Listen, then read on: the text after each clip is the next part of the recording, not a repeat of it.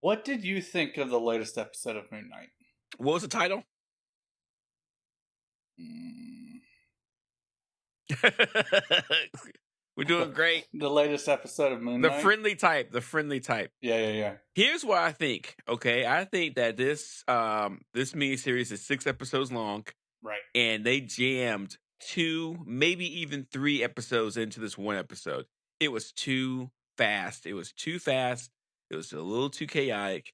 It was very entertaining, but it was jammed packed. That's an interesting take, because I kind of feel like maybe it was too jam-packed, but I came away feeling like I didn't get much out of it, really. Mm-hmm. See, that's what happens because like there's so much going on that you don't really have the depth and the context. It's almost like right. when you cook a meal, but you cook it too fast, you don't let flavors simmer, and then you get the meal, and it's like, well, I mean, this is a meal, but it doesn't taste as good. Yeah, it's not satisfying. I need to eat something else now. Yeah, and so like this episode had a lot going on, but nothing was able to simmer, which makes me think that the next 3 episodes are going to be even more jam packed. I mean, so let's just kind of step back. That was my fear. Is so far they haven't really been able to stick the landing on any of these because they don't give them enough time to wrap things up. So, I really hope that they can do that with this one. Well, in this episode, so what happens is that Mark, it's kind of hard to say because he has multiple. He has. I'm just gonna call him Moon Knight, but I guess we call him Mark, Spectre, Steven, whatever. Well, Mark's in control of the body, so let's reference the person in control of the body. So Mark is going after. So we starts off with a hero finding the temple of his super deadly god. Which god is he working with? Amit. He finds a temple of Amit. They're gonna start digging. Right. Mark chases some leads. Yeah, the scarab like does its little dance thing and then turns itself vertical, saying, "Hey, this is the spot. Dig here." Yep. We see Mark fighting a bunch of people. I like that one scene where like the 3 guys he's about to fight have knives, so they're kind of like showing off. And he's like, "Are you going? What are we going to do here? We're going to dance. We're going to fight. What? You know, it's kind of fun." Right. Well, yeah. He was there to talk to some guy that they just killed. Yep. About a dig site. Yep. Mm-hmm. So Mark fights them. Then Steven takes control, and I'm not sure how he gets out of it. Yeah, but then I don't think that's Steven. I think that's our first hint at yet another identity. Yeah, that's a really good point. Yeah, because like we have a scene where Mark loses control, but then when he wakes up, someone's fought and hurt those guys, and we don't know who it is. And it turns out that Steven doesn't know either. So, if in the comics, Mark Spector does have several personalities, and several of them we haven't seen yet. So it's not out of the realm possibility that someone else. That's the one thing that I really got out of this episode is I felt like they were dropping hints all over the place that there is yet another identity. Yeah, I'm really curious how that's going to work. And then let's see. The god Khonshu has a little meeting with the gods, and the gods tell Khonshu, "Hey, you gotta quit being you gotta quit being so garish and so like outlandish." Because apparently these Egyptian gods kind of step back over the years and just like observe humanity. And we'll go talk about the gods in the MCU and in Marvel in a little bit. So just kind of hang out for that. But then like so, I'm pretty sure there's not like a big meeting room like this inside of the Pyramid of Giza, though. Well, there's not a physical one, no. But if you're talking about other realms, other dimensions, okay, metaphysical room inside of the Giza Pyramid. Yeah, like tesseracts and stuff like that. Then gotcha, right? Yeah. So Mark gets the guys don't help Mark or Khonshu. Mark has to find another way. And he ends up having to find another tomb, another like sarcophagus. And we end up meeting a new character, Mike. His name is Anton Mogart. Let me ask you a question, Mike. Is he from the comics? Isn't this the guy that the actor died? Yes. Skiing in France, I believe. Yeah, it's sad. What you say? Peeing in France? Skiing in France. I think it's peeing. You might have that to would have edit been out. some death. That would have been Wait, some death. he's dead? I believe the actor Wow. died skiing in France. Well, I don't know what they're going to do because he's definitely from the comics. Okay, because That's super that was sad. like I remember people talking about him when that happened. That's super sad. That's super sad. Yeah, yeah, he's from the comics. His name is the Midnight Man. And he just sounds had like some a DC character. kinda, but he had some dealings with Moon Knight. One of the things, Condiment Man and Midnight Man. One of the interesting things about Midnight Man is that his son ended up becoming sort of a sidekick to Moon Knight. And I read a comic with like a whole comic series about like Moon Knight and Midnight. So that's pretty interesting. I thought that was kind of neat that this kind of came up. But so yeah, Okay. he's definitely from the comics. Super sad that that the actor passed away because he was very fit. You know, like he was very good looking. Yeah, I'm wondering if they. It seems like they killed him off in this episode. Well, if you look, he gets hit by a little Moon Knight thing, Yeah, a moon thing, the but then, Moonerang. yeah, Moonerang's pretty good, but then he like escapes, so we don't know if he's alive in the show or not. Yeah, We'll have to I just was wait wondering to if see. that was like because it's not very clear that he's dead, but it definitely looks like that's what Moon Knight was trying to do, and I'm wondering if that was their way of Kind of trying to get out of what happened to him in future. yeah, yeah, things. yeah. It's just sad that I got that. Yeah. But so Layla is also with us now, and like we end up getting some materials from the sarcophagus after a long fight scene with Midnight. Shout out to a funny scene where Midnight is getting beat up. Steven takes control and ends up getting stabbed several times. Steven gives back control. Yeah, he's like Mark, take the body.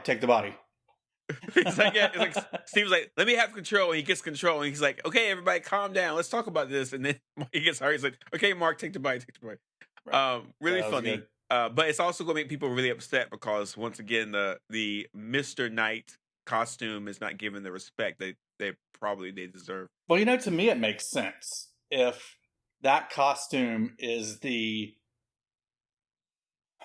superheroification of the Stephen Grant identity.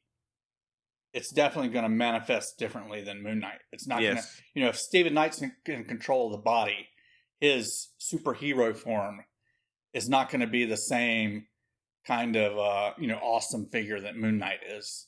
Yes.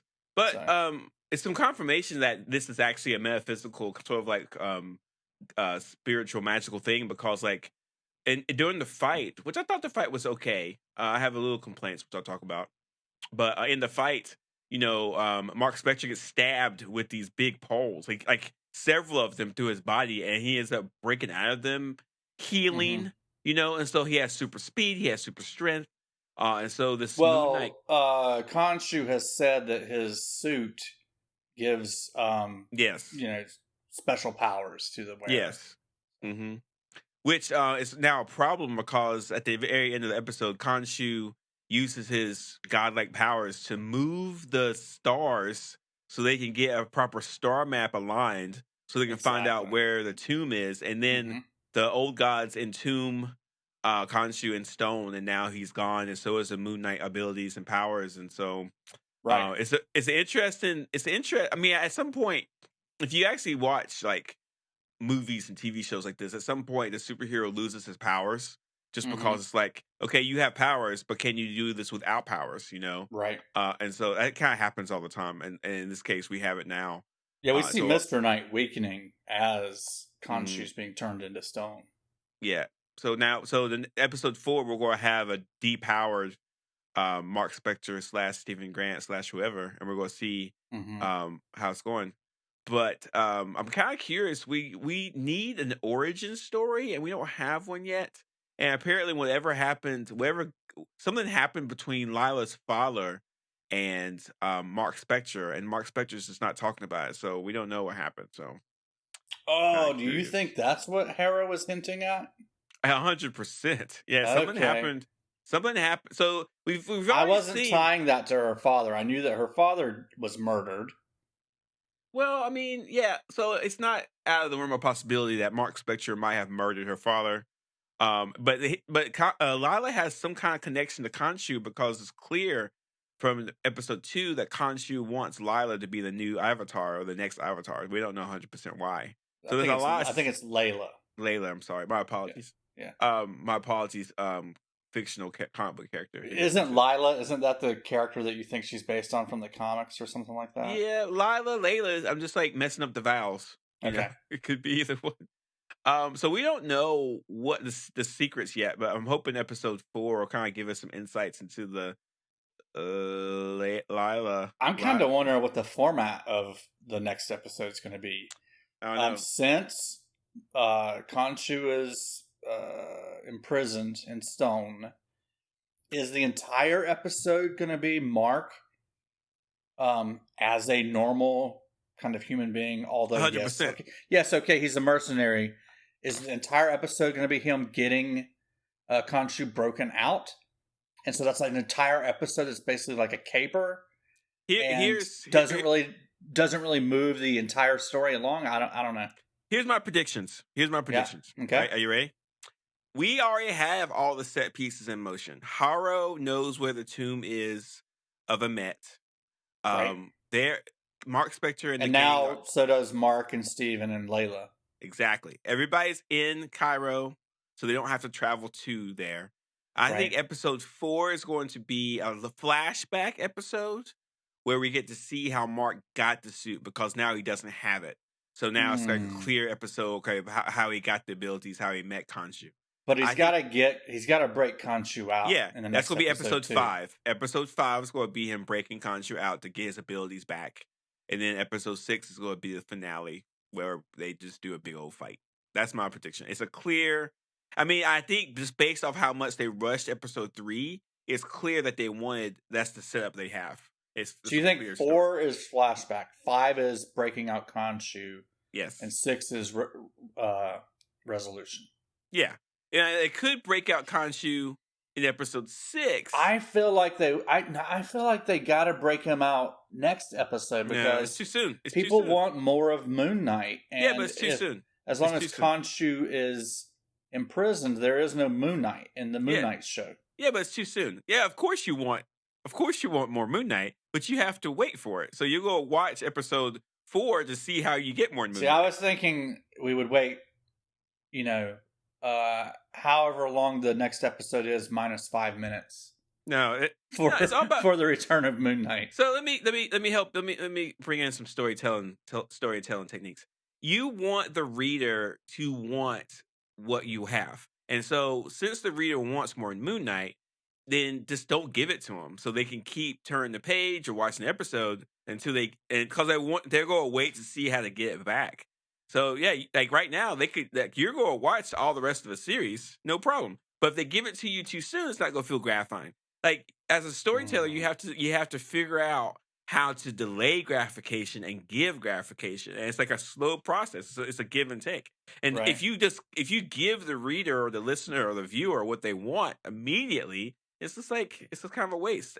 And secretly, the person who is consuming the medium doesn't want it that soon either. They might pretend like they do, but they don't. So assuming you're right, and you may be, I predict there's going to be even more nerd hate at this show maybe this week. Well, nerds can hate how they want to. Who cares? Right. I mean, they hate everything anyway. I mean, nerds hate the sun itself. You vicious, life-giving orb in the sky. Like, how dare you exist? Yeah. Let's get out the house, guys. Yeah, because there'll be no MoonKnight, no Mr. Knight. Well, I mean, I guess if it is a flashback, I guess they could technically be in the flashback's going to have lots of MoonKnight. Yeah, Mr. Knight won't be in the flashback. But we need a flashback. We desperately need a flashback. Yeah. It's kind of silly that we don't have one yet. So, I'll give you. I will say right now, if episode 4 is not a flashback, I will Venmo you or PayPal you $5. What if 4 is getting Khonshu free again? It's not. It's too 5 soon. 5 is flashback time. 4 is too soon. 4 is too soon. They just took his powers away. Why would they give it back to him? You can't give us an episode without MoonKnight while giving us an episode with MoonKnight. Okay, Mike. I want you know what I mean? Okay, Mike. If it's flashbacks and Moon Knight's there, then he's not missing. Okay, Mike, I'm gonna work this out with you. All right. Do you remember do you remember Falcon and Winter Soldier? Yeah.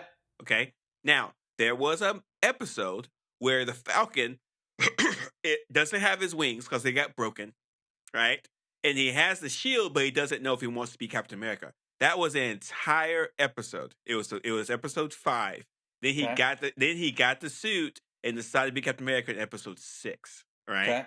So there was no Captain America. If you think about it, really, there was no Captain America that we wanted Falcon to become Captain America from episode 1, but it took to episode 5 to get it. So they actually strung it out 4 or 5 episodes. So they can give us one episode without Moon Knight.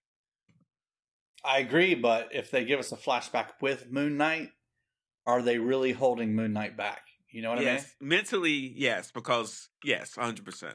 It's a mental game. It's all a game. I mean, none of this stuff exists. None of this stuff has happened. So it's just a game. So the reader's point of view, the viewer right now of the show is anxious because they don't know if Mark Spector is going to get his powers back. They don't know if Khonshu is going to stay in tune forever. You know, they don't know anything. So they're scared and they're worried. And so they're going to watch episodes 4 to see what happens. Right. Okay. We'll see soon enough. I have $5 on this. I have a couple complaints. You do? Okay. Yeah. One in particular. I don't know if I like how they've approached the action of Moon Knight, the character. The fighting scenes. Yes. I don't know if I like it. You liked the fighting scenes in the first episode better, where you didn't see anything. It's the character itself. So whenever the Moon Knight suit comes into play and he's Moon Knight, I don't know if he is unique enough. And here's why. I gotcha. Yeah. I just see another character in a cape, bulletproof.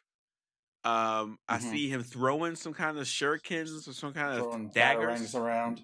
Yeah, I see him kicking and punching. I don't see anything that makes me say that Moon Knight is unique to something else I've seen. When he glides, his cape takes the shape of a moon. That's great. It's good. I like that. It's not unique enough for you.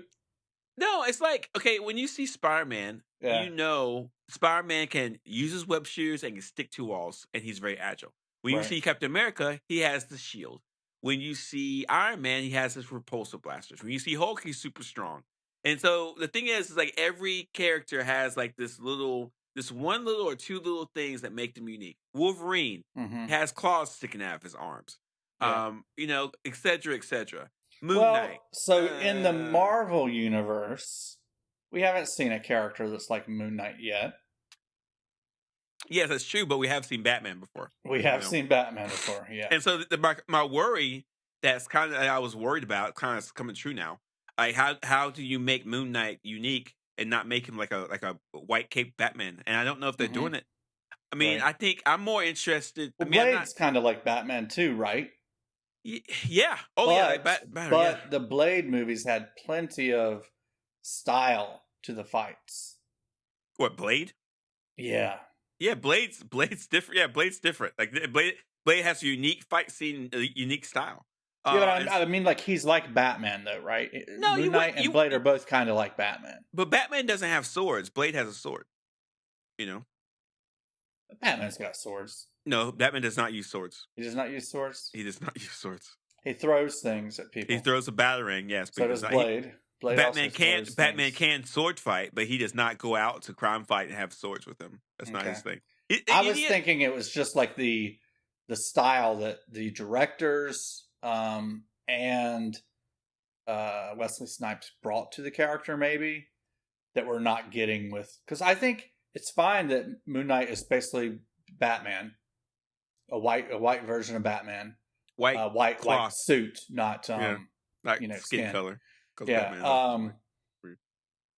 We just need some style to it, and I think these scenes, the choreography, is just kind of.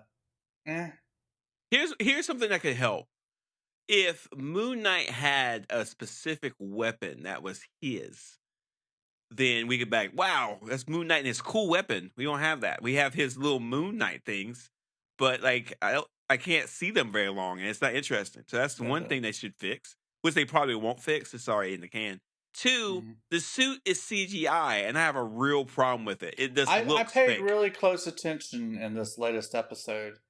I thought it looked pretty good. It does look like either the material is kind of stiff, or whoever does his laundry put too much starch in the suit. Yeah, it's just. I thought that the fight scenes where Mark Spector was not wearing a suit were more interesting to me. I really did. I mean, I liked the knife scenes. I liked the fight scene on the rooftops. I like that kind of stuff. Right. But like Moon Knight, like when you see Daredevil or even Iron Fist or even like you look at Shang-Chi, they're all very unique. And then you get to Moon Knight and it's like, eh. So like, I don't know. Do you think Moon Knight would be cooler without the cape? I think that if they used a real costume and not a CGI costume, it would look better and it would sell harder. And I think there needs to be something else that is unique to Moon Knight. Like we see him healing, but we've seen other heroes be able to heal. They need like if you look at Eternals, each one of the characters in Eternals has special power, and they had a unique like physical signature when they used it. Moon Knight needs something like that. Is there something that he had in the comics that's missing from the TV show? No, that's the thing. Not really. So it's kind of a struggle. I don't know how to fix it. From a stylistic point of view. Hopefully, like they're well, it's too late. It's already been done. But yeah, there's nothing really they can really do. The only thing that they what can if he takes Khonshu's moon staff in the later episodes and starts slinging that thing around? That might be cool. I would actually be kind of neat. But you know, Warren Ellis. Then he'd be like Donatello. Yeah, I don't think they want that. But Warren Ellis kind of solved this problem when he made the Mr. Knight outfit, because he made Moon Knight look different and have a different kind of physical traits to him. He was wearing a suit and fighting crime, which looked really cool. And so in a lot of ways, like they solved that problem. But I don't know what they're going to do. We'll just have to wait and see. But there's a lot of the story is more interesting to me than the Moon Knight costume itself. So yeah, this episode is definitely, I think, a low point so far. It's a low high point. Because there's a lot going on in this episode that it's great, but there's a couple things that like, so it's a low high point. I think. Did you have other complaints? I think all we've talked about so far is the suit. No. And the powers, I guess. Yeah, I have no other complaints. I think that the Layla, which one is it? Layla. I think Layla, and the relationship with Mark Spector is fantastic. I think Oscar Isaac does a great job. He's doing a great job. I think all the actors are doing a great job. I think that we saw a different kind of Cairo at night that I thought that was cool. I kind of wish we saw more of that Cairo. Hopefully we will. And it's starting. Yeah, the eclipse scene was pretty cool. That was really fun. And we're starting to see more and more. I like the idea that Mark Spector, Stephen Grant, and all them, it's starting to become obvious they have some mental disorder. I'm kind of curious about how that's been going on. So that's Wait, what? Wait, what? Wait, what? It's becoming obvious who has a mental disorder. Mark Spector, Stephen Grant. Hasn't it been all along? Yeah, but like, okay, so there's a difference between, because like right now the show is kind of making it seem as if Stephen Grant is a character and Mark Spector is a character, and that they each bring in value. So if you watch the show, Layla at one point was like, "We need Steven. You gotta get Steven." And so yeah. And so that that now they needed his Egyptian expertise. Yeah, but in reality, Stephen Grant and Mark Spector are the same person. That one person has. But Stephen would make knowledge. a really good museum tour guide. Yeah, he would definitely 100%. But if there was some way to make the Mark Spector character whole and all his personalities merged, he would have all this knowledge. And so it's like, I'm starting to think, yes, they are separate characters if you're watching the show like a comic book show. But in reality, if you saw a friend who would switch between different personalities, they'd be very troubling. And I do want to say, most people with a dissociative personality disorder does not have are not as well, how can I put this? They're not able to have conversations, right? They're not able to control it or deal with it or even be self-aware of it. And so, Yeah. in some ways, that the show needs to work on that a bit to kind of work that out. Too often, dissociative personality disorder is used as a plot tool, and it's a serious condition that people suffer from. So, again, people need to take it seriously and kind of work on it I got a in the couple of storytelling. questions for you. Hit me. All right, when they're in the pyramid, Yeah. I think it must have been Khonshu that said avatars are not enough. You know, it used to be gods, the Egyptian gods ruling over Earth, I suppose. But they say they didn't take a step back. They said that the people of Earth took a step back from them. And so they've kind of shifted into this avatar mode, and we'll just kind of watch over things and make sure stuff doesn't go too far off the rails. Kind of getting a little bit of a Eternals vibe there. But the question is, Khonshu says they should return from the Overvoid. Is the Overvoid something from the comics that you can tell us about? Not that I know of. So, how deep in the comic lore do you want me to go, Mike? How deep am I going? Does it tell us anything about the Overvoid? No, that's not a thing. They made that up for the show. Okay, well, give us a hint about how deep we're going to go here. We're going pretty deep. Okay. All right. All right. So here's the deal. When you look at the Marvel universe, I'm strictly talking about the comic universe because this has not been established in the MCU as much. So I'm looking at the comic universe right now. Mm-hmm. You have Earth. Okay. Yeah. At some point, Earth has been visited by multiple different cosmic beings. And so we can call them gods if we want to. And these gods live in different dimensional shifts in the universe. It's like Thor and all those people from Asgard. So Marvel's done something really interesting. Every religious god hierarchy that's existed, they've actually incorporated into the comics. So all the gods exist. Do they have Christian gods in the comics? They do. There is in the comics there is a Christian god that's I forget what they call him, but there is like one central god. They haven't not comic-fied Jesus for obvious reasons. They haven't done that. But Samson is a comic book character if I remember that correctly. Maybe I might be wrong on that. But the rest of them, like the Hindu gods, Japanese gods, Chinese gods, Norse gods, Egyptian gods, they actually exist in the comics, and they have at some point interacted with the superheroes of that world. And they all kind of have their own world that they're really from. Yes, like Asgard. And they all do the same thing. They at some point they came to Earth, interacted with Earth people, and then left at some point. And then, but then you have some people like Thor, Hercules, and other people that will come to Earth and interact with humans in different realms. And there's been some interesting comics where dark gods have come to Earth to try to take it over or to try to hurt the human race, and then gods will come back. And so Loki's done that. Yeah, and so in the comics, the gods definitely exist. And so it's cool to see the MCU, Marvel Comics, the Marvel Cinematic Universe start to play on this. Because like Thor is considered a god, right? But they've kind of approached him as an alien from an alien like planet.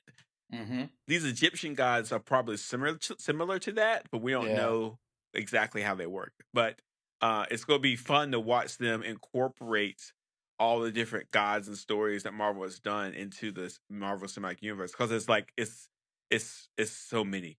And there's a link in our show notes where fans can click into the Wikipedia page and see all the different gods and how they relate in the Marvel comics. So it's pretty cool. Interesting. Cool. Okay. Yeah. So Overvoid is probably like their version of Asgard. Yeah, that could be it. 100% is pretty good. Okay. And you're gonna see a lot more of this because Marvel's got write more stories and they're going to dig deeper and deeper into this deeper lore. So you're going to see it not just with Moon Knight, but I envision them probably doing a Hercules, sort of like a Greek god type of deal. They'll probably do something like that at some point. You'll probably see more of Thor. They will probably bring a lot more of that out. And they have tons of them. Even Spider-Man has kind of like a hero, kind of like a god. So like certain gods, it's like it's weird. So there you go. Pretty deep stuff. Did you catch that Anton Mogart has apparently had some dealings with Layla in Madripoor? Yes. They gave us a Madripoor shout out. Pretty cool. So Madripoor, that we saw Madripoor in a lot of detail in Falcon and Winter Soldier, and now we got another shout out. So really cool. We'll probably see more Madripoor at some point. Pretty neat. Okay.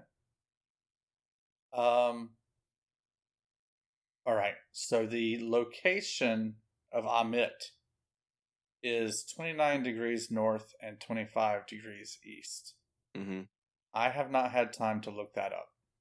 Okay. Can you do it real fast? Can you do it fast? Because I know you're faster than I am usually at that stuff. How would I do? I guess just type that in. I don't know. 29 degrees north, 25 degrees east. Okay, I'm just going to put it in Google and see what happens. Yeah.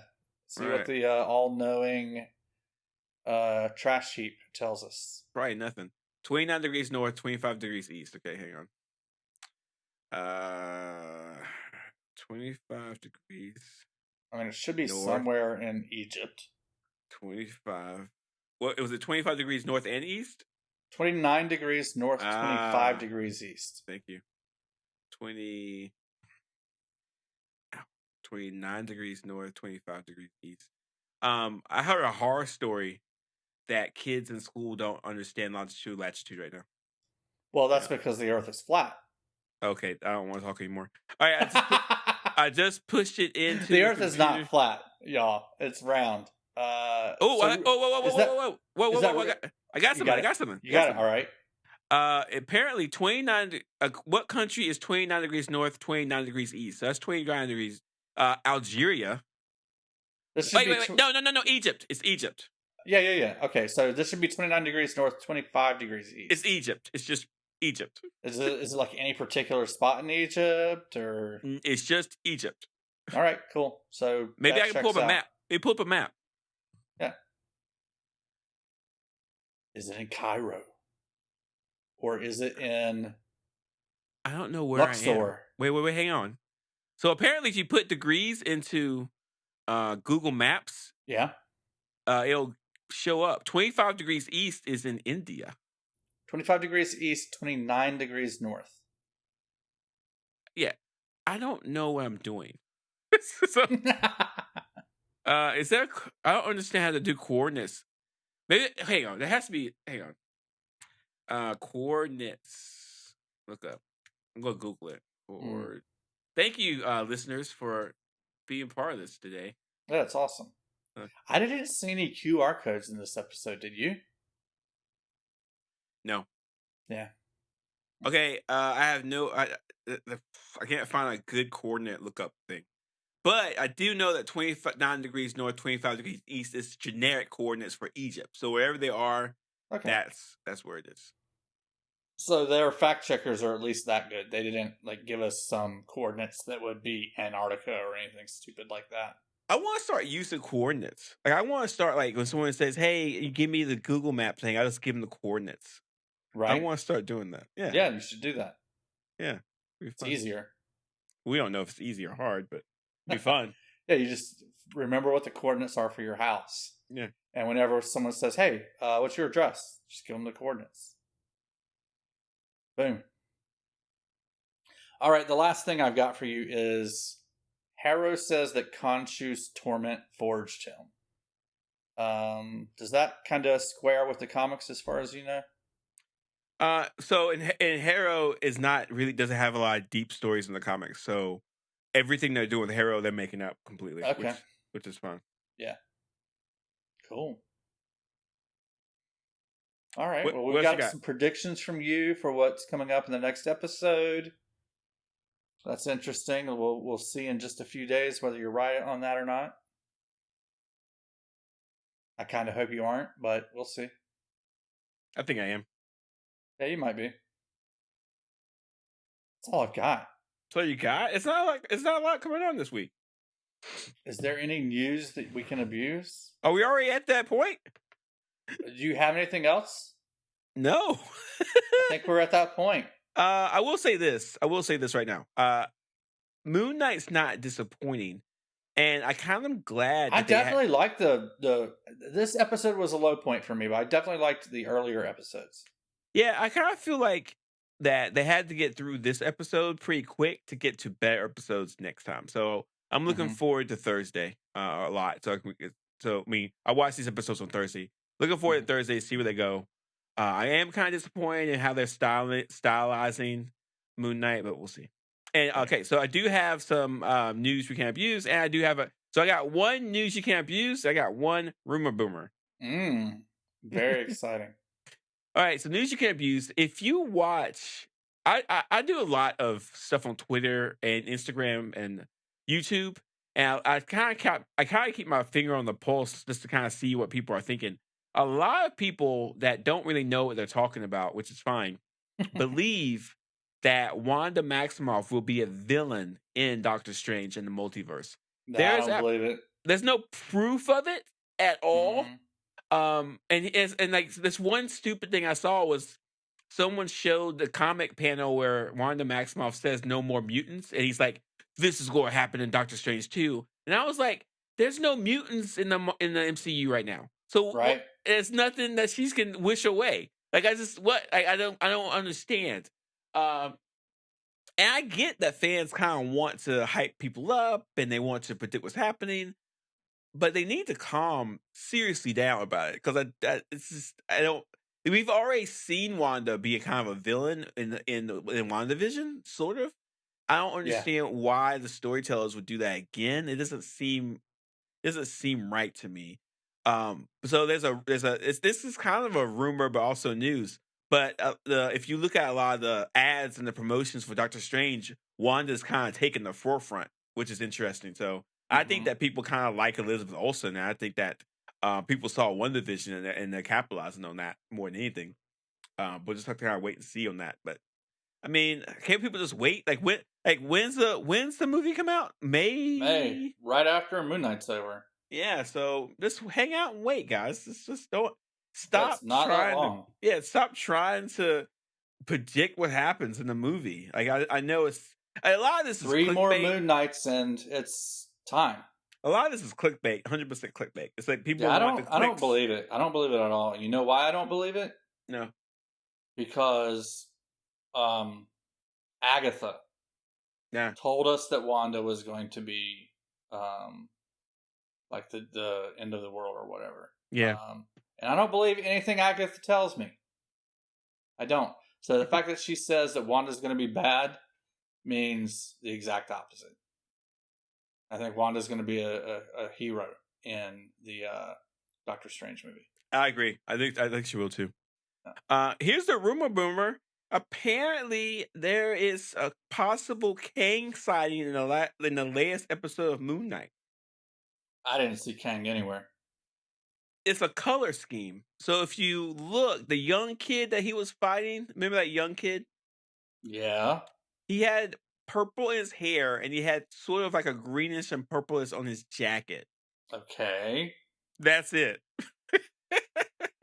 But Kang is a black guy, and that kid was Egyptian.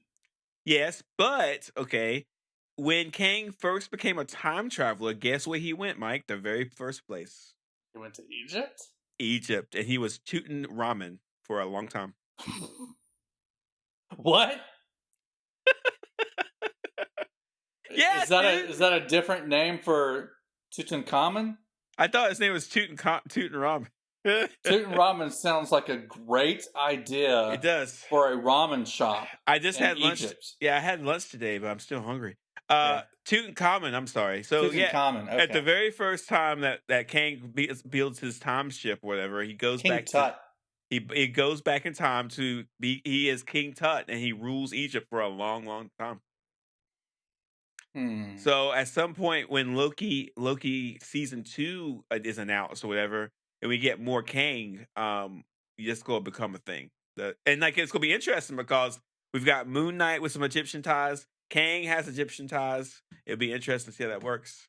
I really hope that is just a coincidence or a wink or something. I hope that it's not actually going to become a significant part of the MCU storyline. We'll see. I'm not too worried about it. Because it seems really like a bad idea to me. Well, Kang, we know Kang's why coming. would Kang be a basically like a common street thug in Egypt? No. That was not Kang. The young kid wasn't Kang. This is a Kang shout out with the colors and stuff. That's what I'm saying. Like, okay, yeah, all right. So no. The kid's not Kang. It's just kind of like a shout out to Kang. Nah. Yeah, that's fine. That's all I got. Okay. So, well, that's good. I really would be upset if Kang showed up in MoonKnight, I think. I wouldn't mind it too much. He might show up. We'll just wait and see. I really liked, out of all of these shows, what I really liked is how Loki very softly sets up new stuff to happen later and doesn't have any like hard tie-ins to the rest of the MCU. Yeah. And I'm hoping for the same thing for Moon Knight. I'm hoping for a complete good story from Moon Knight that's done, finished, and we feel satisfied. That's all I'm hoping for. Yeah. It doesn't have to lead to anything else. We have so many properties and things coming up anyway. Yeah. We don't need all that. Mm-hmm. One and done. Yeah. I would be 100% fine with that, but we'll just have to wait. Right. Hey, Mike, let me ask you a question. Yeah, shoot. Today's Easter Sunday, and if you had to share, is that why we just talked about an Easter egg? I guess so. It wasn't done on purpose. Okay. If you had to share this with people who are celebrating Easter as an Easter gift, how would you share it with them? I would get like a little strip of paper, and I would write down the URL for our Twitter handle. Okay. Twitter.com/SuperSideshow. And I would stuff it inside of an Easter egg. Bunch of Easter eggs. And I would hide exactly one of those Easter eggs in each neighbor's yard in my entire neighborhood. That's what I would do. I would I'd try to find golden eggs too, so each one is golden. Yeah.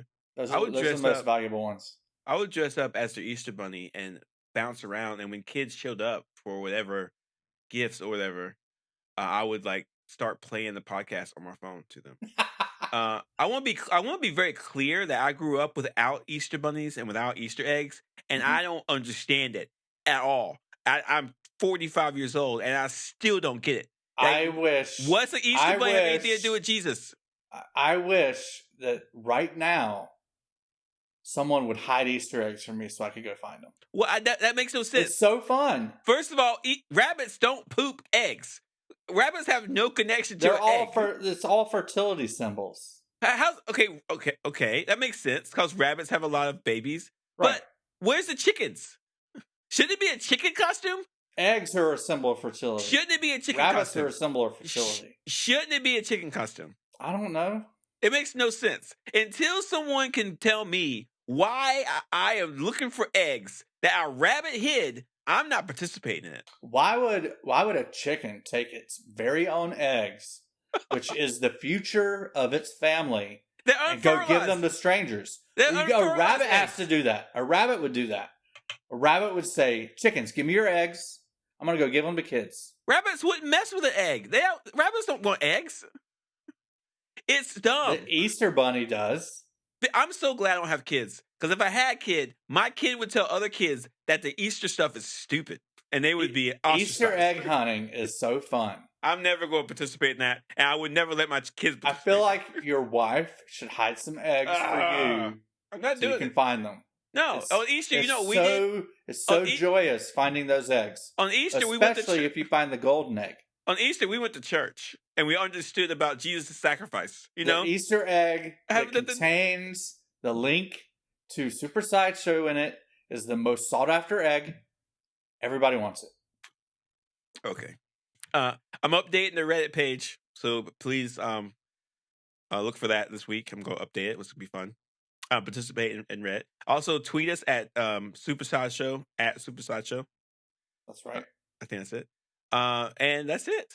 And thank you for listening again. We really appreciate you guys listening and supporting us. I'm so looking forward to our next episode to see whether you were right or not. I will be.